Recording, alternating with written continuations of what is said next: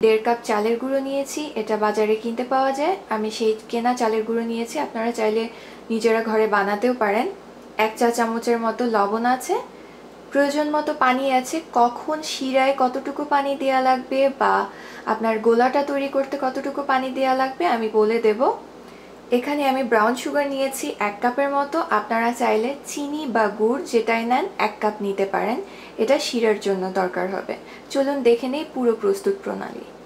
এখন পিঠার ডো তৈরি করব। এর জন্য একটা হাঁড়িতে আমি পানি গরম করতে দিয়েছি। যেহেতু 1.5 কাপ চালের গুঁড়ো নিয়েছি, সো পানি 1.5 কাপের একটু কম হবে। এর মধ্যে আমি দিয়ে দিব লবণ, আর পানিটা যখন ফুটে উঠবে ততক্ষণ পর্যন্ত ওয়েট করছি।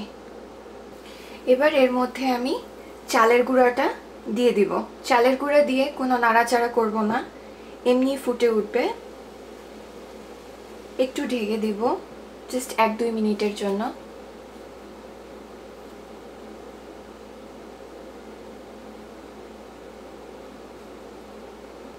নেড়ে এটা দিয়ে কাই বানাতে হবে, ঠিক যেমনটা আমরা আটার রুটি বানানোর জন্য কাই করে নেই।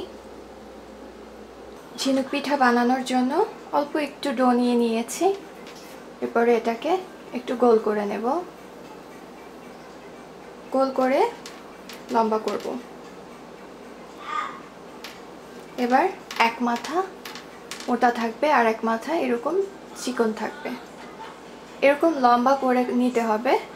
এরপরে একটা চিরুনি নিয়ে চিরুনির মোটা অংশ নিতে হবে। অবশ্যই ট্রাই করবেন নতুন চিরুনি নিতে, আর নতুন হোক পুরান হোক অবশ্যই ভালোভাবে ধুয়ে নিতে হবে। এবার আরেকটা চিরুনি দিয়ে এই মিডলে এরকম করে জাস্ট ঘুরিয়ে ঘুরিয়ে দাগ কাটিয়ে নিতে হবে। খুবই ইজি কিন্তু এটা বানানো। এবার দেখাচ্ছি, এই যে, আর মিডলটা দেখেন এরকম হবে। এরকম করে প্রত্যেকটা ঝিনুক পিঠা বানিয়ে নিতে হবে। এবার ঝিনুক পিঠাগুলোকে ডুবো তেলে লাল করে ভেজে নিব।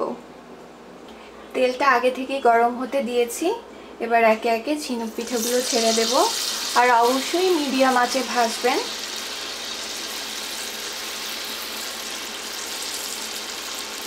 ঠিক আছে, ওয়াও, দেখতে একেবারে ঝিনুকের মতো লাগছে, রাইট? এবার পিঠাগুলোকে তুলে আমি সরাসরি গরম শিরার মধ্যে দিয়ে দিব। গরম শিরায় দেওয়ার পরে জাস্ট একটু নেড়ে দেব যেন চারদিকে শিরাটা সমানভাবে লেগে যায়। প্রায় 2 মিনিটের মতো শিরায় রেখে তারপরে তুলে ফেলতে হবে। আর যখন তুলবো তখন শিরা তোলা যাবে না, জাস্ট পিঠাটা তুলে নিতে হবে। তাতে করে পিঠাটা প্রায় 1 মাসের মতো আপনারা প্রিজার্ভ করতে পারবেন। ঠান্ডা করে এয়ারটাইট বক্সে রেখে দিলেই হবে। তৈরি হয়ে গেল কুরকুরা মুড়মুড়া মুচমুচা মজাদার ঝিনুক পিঠা বা চিরুনি পিঠা। ট্রাই করে দেখেন, জাস্ট 1-2 বার ট্রাই করলেই ট্রিক্স আর টেকনিকটা পেরে যাবেন। এটা কঠিন কিছুই না। আর আমার রেসিপি ভালো লাগলে অবশ্যই সাবস্ক্রাইব বাটনে চাপ দিতে ভুলবেন না। Thank you.